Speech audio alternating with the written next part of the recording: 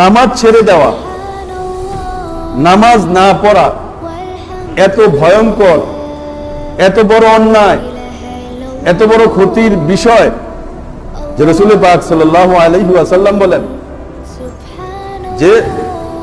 যে ব্যক্তি নামাজকে ছেড়ে দেয় সে ব্যক্তি আস্তে আস্তে কুফর আর শিরকের সাথে মিলিত হয়ে যায়।